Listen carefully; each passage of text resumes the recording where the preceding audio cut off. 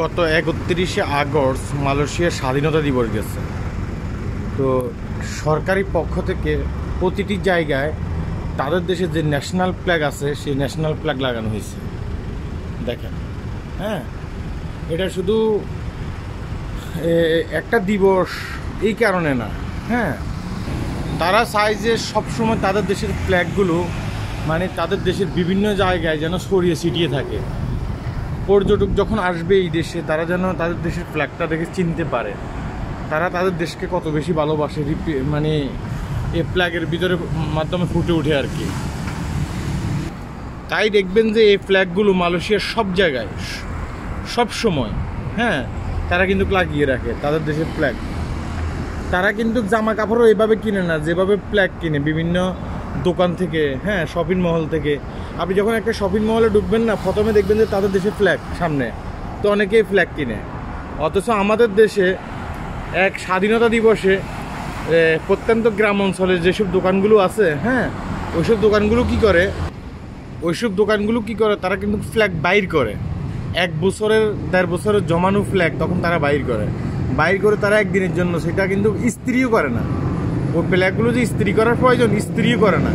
তারা কি করে, ওই ফ্ল্যাগ ব্যবহার করা শুরু করে। কুচকানো ফ্ল্যাগ আমরা দেখতে পাই, কুচকানো ফ্ল্যাগ। মানে আমাদের দেশের মানুষগুলো আমাদের দেশটাকে কত বেশি ভালোবাসে। আর আমরা যখন বহির্বিশ্বের দিকে তাকাই তখন আমরা দেখি যে তারা তাদের দেশগুলোকে কত বেশি ভালোবাসে। সেটা কিন্তু বোঝা যায় একটা দেশের ন্যাশনাল ফ্ল্যাগের উপরে। 1 বছরের কুচকানো ফ্ল্যাগ বাইর করে কোনো রকম ডান্ডা একটার ভিতরে বাইন্দা দোকানের সামনে লাগাই যায় স্বাধীনতা দিবসে, হ্যাঁ। তো প্রতি বছর ফ্ল্যাগ শেষ করে নতুন নতুন ফ্ল্যাগ কেনা উচিত, যতটুকু আমি মনে করি আর কি।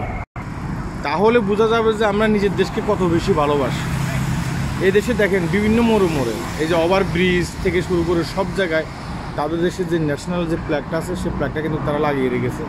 আর কোথাও কোনো পোস্টার পাবেন না, অমুক নেতার পোস্টার, তমুক নেতার পোস্টার, হ্যাঁ, পোস্টারে পুরা মানে ঢাকা শহরটাকে মানে একবারে বিশ্রী করে ফেলছে। দেখলাম যে আমাদের দেশের পোস্টারে ঢাকা শহরটাকে বিশ্রী করে ফেলতেছে। অথচ এই দেশে আপনি যেদিকে চোখ তাকাবেন, হ্যাঁ, কোথাও কোনো পোস্টার পাবেন না। এই দেশে যে সরকারি নির্বাচন হয় না, সরকারি নির্বাচনেও কিন্তু আপনি কোথাও কোনো পোস্টার পাবেন না।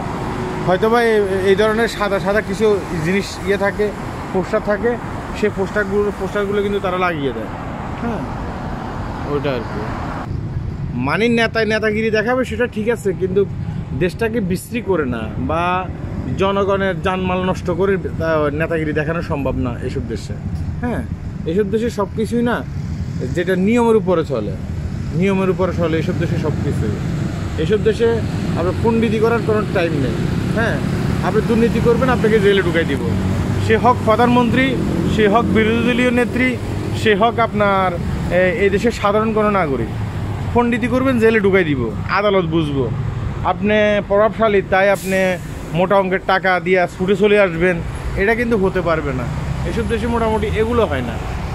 যাই হোক, সবাই ভালো থাকবেন। আল্লাহ হাফেজ।